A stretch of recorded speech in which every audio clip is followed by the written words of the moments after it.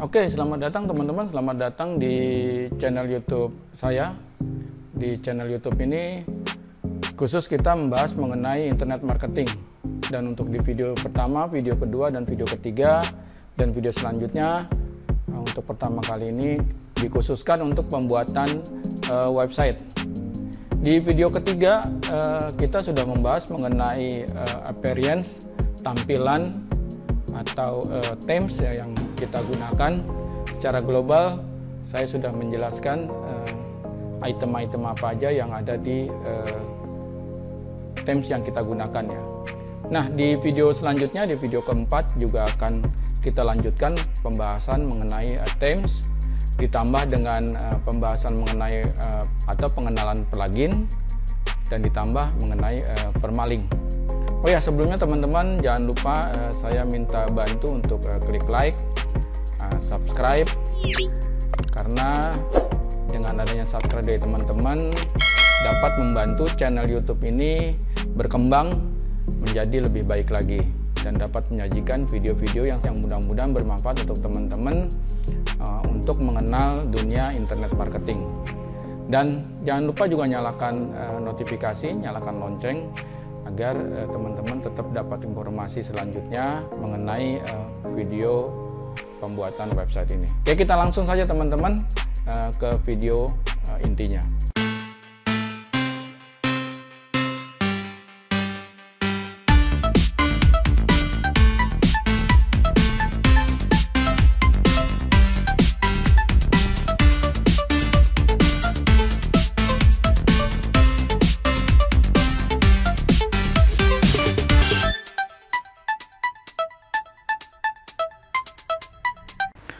Oke, kita mulai saja. Lanjut dari video yang part ketiga ya, kita ke bagian part keempat. Kita lanjut, kemarin sudah penjelasan mengenai appearance ya, mengenai themes ya.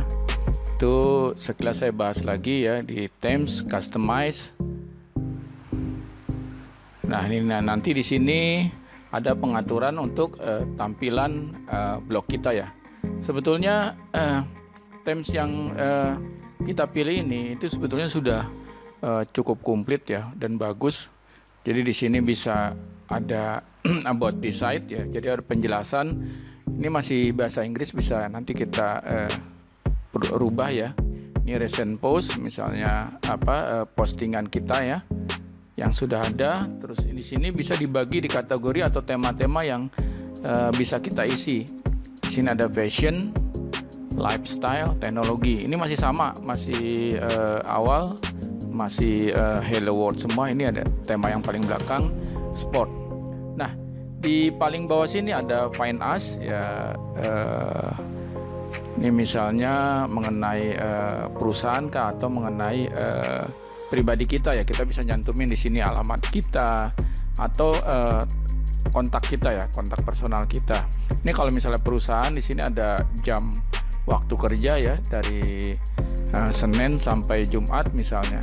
Ini kalau blog ini kita buat untuk blog perusahaan ya. Di sini ada penjelasan about the site.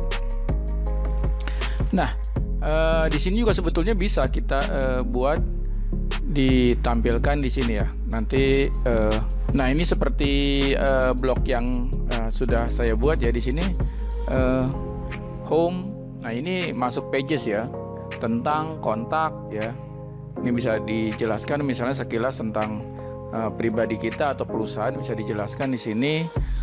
Kontak ya, misalnya ada teman-teman yang bisa kontak ke kita, atau secara bisnis misalnya mau kontak ke kita, bisa masukkan nama, email, maksud tujuannya di sini bisa dimasukkan ya. Dan ini bisa ditambahkan kegiatan-kegiatan yang lain ya. Ini hanya sekedar contoh dari misalnya website awal nih. Ini nanti bisa di sini dibuat untuk pages. Oke, saya kira langsung aja lanjut ke pembahasan berikutnya ya. Oke, kita setelah appearance kita ke plugin. Nah, di plugin ini ada 3 pembahasannya. Install plugin ya, install plugin di sini berarti plugin yang sudah terinstall ya. Add new misalnya kita mau menambahkan plugin-plugin mana saja gitu kan. Kemudian plugin editor gitu kan. Plugin ini itu salah satu ya alat bantu kita ya dalam memaksimalkan website kita ya.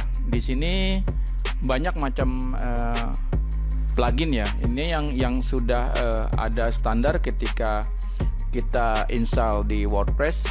Biasanya Hello Dolly ya. Nah, ini cuman ibaratnya plugin perkenalan doang. Kemudian ada Akismet Anti Spam. Ini plugin ini untuk mencegah spam ya di website kita ya. Misalnya ada spam yang kita tidak inginkan, ini nanti diblok oleh Akismet Anti Spam ini. Kemudian di sini ada yang sudah terinstall juga, Lightspeed Cache ya. Nah, ini menurut saya ini plugin ini salah satu plugin yang penting juga, Lightspeed Cache ya. Ini jadi performa website kita menjadi lebih cepat ya. Mungkin teman-teman punya pengalaman misalnya tertarik dengan salah satu website, terus dibuka di HP, ternyata loadingnya lama gitu kan. Nah, itu kecenderungan akhirnya websitenya ditutup gitu kan, atau beralih ke website yang lain. Nah, ini kalau kita misalnya website ini kita buat bisnis gitu kan, atau buat online, marketing online gitu, atau buat jualan, mungkin kalau speed website kita lambat, nah ini bisa berakibat fatal ya. Misalnya banyak pengunjung datang ke website kita, tapi karena speed website kita lama loadingnya, jadi akhirnya orang hanya sebentar dan di close, atau bahkan sama sekali tidak sempat terbuka website kita ya. Oke, ini bisa kita tambahkan lagi ya di website kita, plugin-plugin mana saja ya yang bisa kita tambahkan. Tapi satu lagi catatan penting, ini tergantung website kita. Kalau website kita menggunakan unlimited ya, jadi justru penambahan plugin kalau bukan unlimited itu bisa jadi bermasalah di website kita. Website kita misalnya kapasitasnya terbatas gitu kan, kita banyak install plugin di sana dan justru akan memberatkan website kita. Oke, kita klik saja di sini add new. Misalnya kita masukin yang baru. Nah, di sini ada fitur-fitur macam-macam ya yang plugin. Sini ada yang seperti tadi Akismet Spam Protection ya, berarti untuk memproteksi spam yang ke website kita ya. Sini ada Classic Editor. Oke, di sini ada, kita klik lagi yang populer ya. Populer. Nah, ini kontak form. Nah, kontak form ini saya pergunakan juga plugin ini ya di website saya ya. Ini untuk membuat kontaknya. Ini nanti ada kontak form seperti ini. Ini menggunakan plugin kontak form 7 ya. Nanti saya coba jelaskan juga cara instalasinya dan cara menggunakannya hingga hasilnya jadi seperti ini. Kemudian ada Yoast SEO ya. Ini mungkin untuk tahun-tahun sekarang ini termasuk yang terkenal Yoast SEO ya. Jadi nanti biar website kita cepat secara SEO bagus website kita ya, ini bisa digunakan Yoast SEO ini. Nanti juga ada penjelasan mengenai instalasi Yoast SEO ini. Nah, ini ada Elementor website builder ya. Misalnya nanti juga saya kasih contohnya ini mengenai penggunaan Elementor ini. Ini biasanya kalau kita gunakan untuk online ya, online shop ya. Ini saya pergunakan juga untuk penjualan online. Nanti saya kasih contoh mengenai Elementor Website Builder. Kemudian WooCommerce. Nah, WooCommerce ini juga salah satu plugin yang bagus ya. Nanti saya contohkan juga. Saya ada salah satu website yang menggunakan plugin WooCommerce ya. Jadi di sini di WooCommerce ini bisa otomatis susunan themes kita, bisa masalah pembelian atau segala macam. Nah, ini bisa diintegrasikan nanti di website kita untuk jualan online ya. Oke. Nah, ini ada satu lagi WordFence Security, Firewall and Malware Scan. Nah, ini hampir sama ya fungsinya dengan Akismet. Nah, Akismet Spam Protection.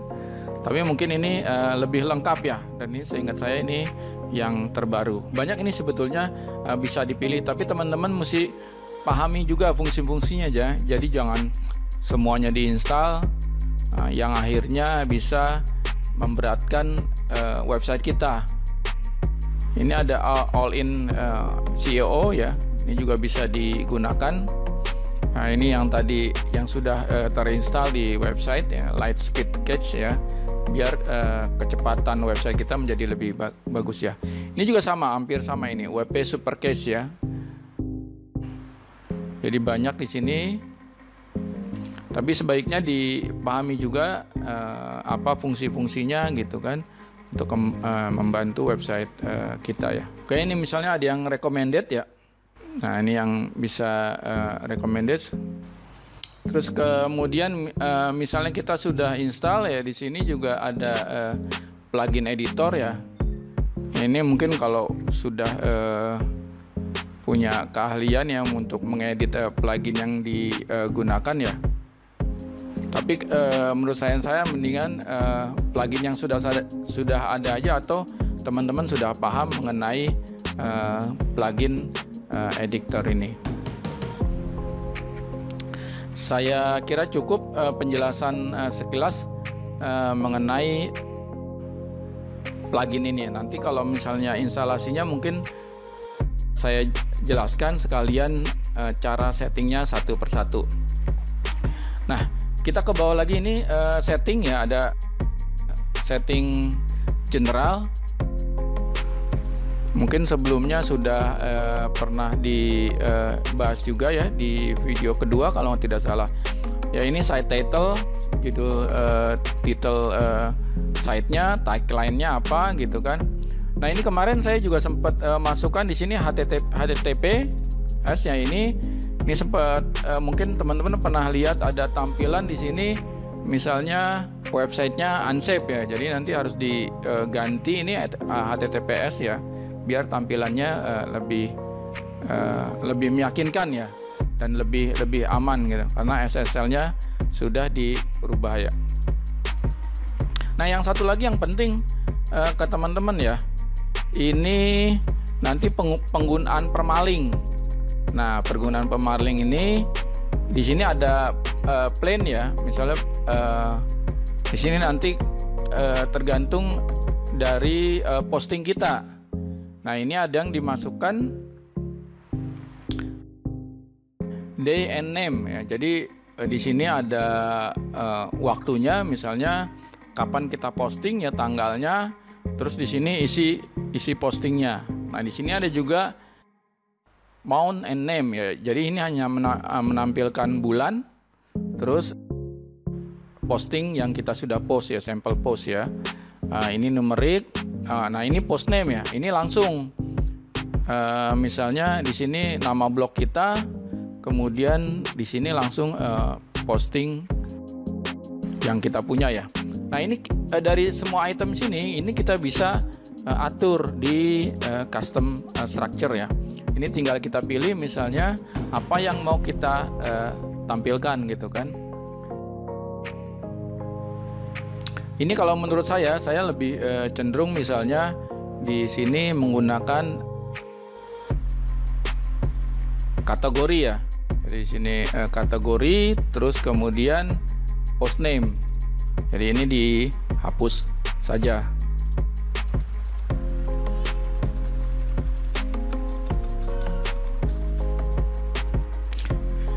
Jadi yang nanti akan muncul di sini adalah nama blog kita, kemudian kategori, misalnya di blog sini misalnya kategorinya tentang apa? Tentang lifestyle gitu kan. Tema postingnya apa?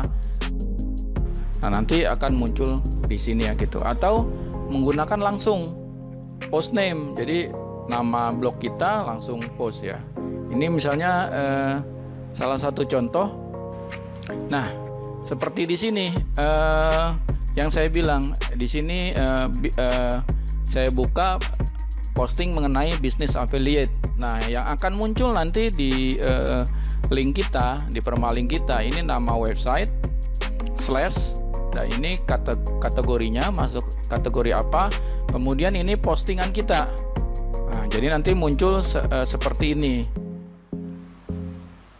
Nah, misalnya saya tidak menyarankan seperti ini nih, ini terlalu panjang link kita ya. Atau cuma sederhana aja, post name. Nah, jadi post name aja yang muncul ya, misalnya nama blog kita atau website kita langsung post name. Tapi saya lebih menyarankan untuk memasukkan kategori dan post name ya. Jadi lebih enak dilihat linknya dan lebih jelas. Misalnya di sini nama blog kita, kemudian kategorinya apa, kemudian di sini masuk ke posting kita ya. Oke, ini bisa saya kasih lihat lagi contohnya, misalnya ini. Nah, ini terlihat di sini nama blognya, kemudian kategorinya ini saya masukkan karena saya kebetulan juga mendalami teknik sipil ya, masuk sini teknik sipil, dan ini ada itemnya sign contest gitu kan, item posting kita. Oke, saya kira salah satu fungsi permaling yang saya pikir lebih bagus disusun seperti ini ya. Saya kira cukup sekian. Nanti saya berikan contoh-contoh lagi mengenai pembuatan website. Sampai ketemu lagi di video selanjutnya.